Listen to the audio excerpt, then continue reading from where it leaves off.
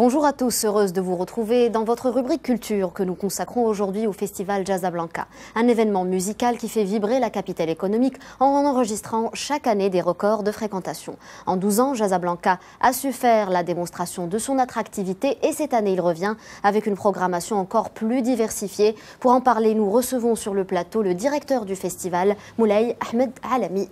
Bonjour. Bonjour. Merci d'avoir accepté notre invitation. Merci à vous de m'avoir invité. Donc, Monsieur Alami, commençons d'abord par faire un bilan des 12 années d'existence du festival Jazzablanca. Parlez-nous de l'évolution du festival au fil des années.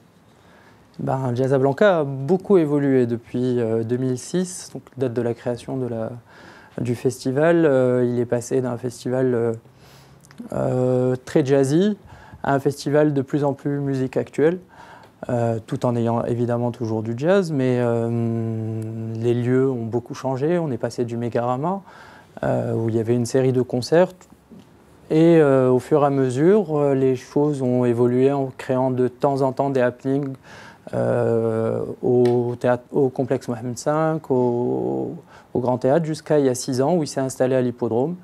Et là, le festival s'est complètement métamorphosé. De dire de certaines personnes, en fait, il est passé d'une série de concerts à un festival de musique où l'esprit était depuis le départ, depuis la reprise de Jazzablanca. Enfin, je l'ai repris il y a 6 ans. Et quand j'ai repris le festival, je voulais absolument créer quelque chose de différent, c'est-à-dire que je voulais quelque chose où les gens à Casablanca puissent sortir de 7h à 2h du matin, évidemment pour venir voir des têtes d'affiche, mais aussi pour découvrir, pour partager, pour échanger autour de différents projets musicaux, aller à la rencontre d'artistes locaux, artistes étrangers, et surtout que les gens se rencontrent. C'était un point très important. Et d'ailleurs, à partir de ce moment-là, Jazzablanca a créé une scène publique sur la place des Nations Unies, parce que c'est toujours, et la symbolique était assez forte du choix de cette place. On voulait une place qui réunisse aussi les gens. Donc le festival se passe en 2 temps maintenant. Il y a les 6 premiers jours à l'hippodrome d'Anfa, où il y a 3 scènes musicales, le jazz club, le village et la scène Anfa. Et les 3 derniers jours, il y a une scène complètement gratuite, où il y a des artistes nationaux et internationaux, sur des styles très différents. Il y a du DJ, du rock, du jazz, et aussi... Oui, justement, des styles différents. Pourquoi le festival s'est-il pas éloigné, mais s'est-il dirigé vers d'autres styles? Il est devenu plus généraliste. C'est, j'allais dire, une tendance mondiale. Quand vous avez le festival Montreux, qui est la référence des festivals jazz, aujourd'hui, la scène principale de Montreux ne passe plus de jazz. C'est une tendance, j'allais dire, générale, c'est que vous avez des ventes d'albums qui sont très faibles en jazz, les gens ne connaissent pas. Le jazz n'a pas la cote Le jazz n'a pas la cote, mais Jazzablanca a la cote. et donc du coup, on essaye de faire découvrir, et justement ces scènes village et jazz club permettent justement de redécouvrir le jazz différemment.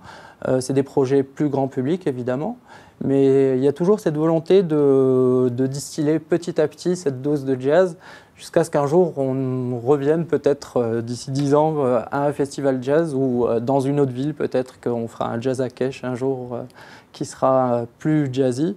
Mais en tout cas à Casa, on est vraiment sur les musiques actuelles aujourd'hui.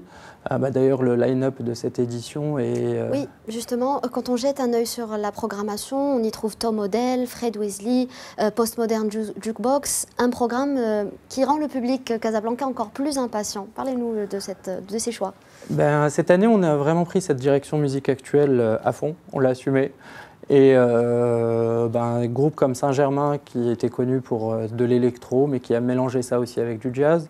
On a des groupes comme Bette Ditto qui est du rock punk avec la chanteuse emblématique du groupe Gossip. Et ça a été vraiment des coups de cœur que j'ai personnellement aussi et notre équipe de programmation. Et vraiment, c'est de partager ce qu'on aime et ce qu'aiment les gens. Et c'est aussi ça le but d'un festival qui est avant tout une fête. Et on le pense comme ça, c'est un lieu de rencontre, de mélange des genres et surtout d'ouverture d'esprit. Et c'est ce qu'on veut, c'est proposer aux gens une palette très large de ces styles musicaux qu'on aime. Quelle est la particularité de cette 13e édition? La particularité, c'est que cette année, on a décidé de lancer, on a essayé chaque année, mais cette année, on a vraiment décidé de lancer un off du festival. Un off du festival, c'est réunir des activités gratuites autour d'un projet parallèle et culturel. Donc cette année, on a un cycle de conférences, de tables rondes, de projections à l'Institut français de Casablanca du 17 au 19 avril autour des thèmes des musiques, enfin des industries musicales. Comme vous le savez, Casablanca est porté par une entreprise et qu'aujourd'hui la culture est souvent associée à des associations. Et nous sommes persuadés autour de cette association que nous avons créée, qui s'appelle l'AMVI, l'Association marocaine des entrepreneurs du spectacle vivant, qu'on pouvait changer les règles du jeu et qu'on pouvait, avec notre expérience, on est une quinzaine de producteurs de différents métiers, du théâtre, de la musique, du spectacle pour enfants, et avec les millions de spectateurs qu'on a réunis autour des vingtaines d'expériences, et si on cumule 300 ans d'expérience des différents producteurs, on espère, avec l'AMVI, changer ça. Et donc ce projet est né justement de la création de l'AMVI, de le porter, d'offrir aussi aux gens 3 sujets principaux qui tournent autour des musiques actuelles marocaines. Quel est leur avenir? Est-ce que le grand ou les grands théâtres qui arrivent à Casablanca et Rabat, comment ils vont s'intégrer dans le paysage culturel? Comment ils vont le révolutionner? Quel sera le modèle de gestion? Et enfin, tous les festivals qu'il y a au Maroc, quel est leur but? Est-ce qu'il y a une attractivité territoriale qui est forte due à ces festivals? Et donc on a invité un parterre de professionnels dans chacun des métiers. Ce off, il ouvre également la place à d'autres créateurs, pas seulement aux musiciens. Exactement, on a voulu aussi mettre en avant d'autres talents. Donc là, on revient à l'hippodrome le samedi, donc 14, dimanche 15 avril. À l'hippodrome, il y aura en journée, ça sera complètement gratuit, des ateliers de yoga, des jeunes créateurs dans différents styles, de la peinture en passant par des créateurs de mode, des créateurs de bijoux, des talents divers. Il y aura aussi des masterclass, dont une avec Fred Wesley que vous citiez tout à l'heure. Il y aura aussi, vu qu'on est à l'hippodrome d'Anfa, donc on va essayer de faire connaître aussi ce site au grand public et de découvrir tout l'univers du cheval à travers la Société royale d'encouragement du cheval.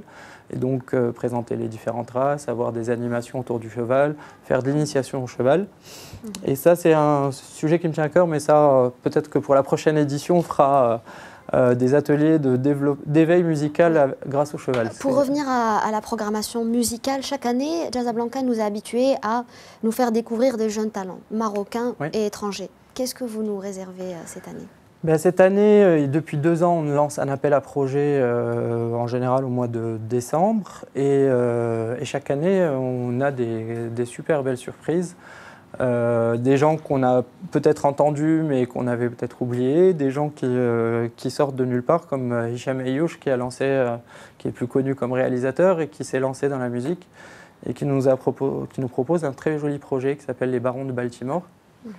C'est un mélange d'électro et de jazz. On a aussi Sonia Nour, on a une découverte Visa for Music aussi qui est le groupe d'Ala Tribes. C'est un mélange de musique sahraoui et de blues. C'est très beau, ça sera sur la scène publique le dernier jour, donc le dimanche 19 avril. Il y a vraiment des très beaux talents. On a aussi un groupe africain qui réside au Maroc qui s'appelle Soul Moussango. Une énergie incroyable, un punch vraiment génial. C'est de très belles découvertes pour tous et après, on est obligé d'en sélectionner que quelques-uns malheureusement et on a vraiment trouvé une quinzaine de super talents mais on n'en a choisi que 5 ou 6 malheureusement. Merci beaucoup Monsieur Alami pour ces informations. Je rappelle que vous êtes directeur du festival Casablanca. Le festival vous donne rendez-vous du 14 au 21 avril. Soyez donc au rendez-vous. Merci d'avoir suivi cette page culture. Je vous souhaite une excellente suite des programmes sur Média TV.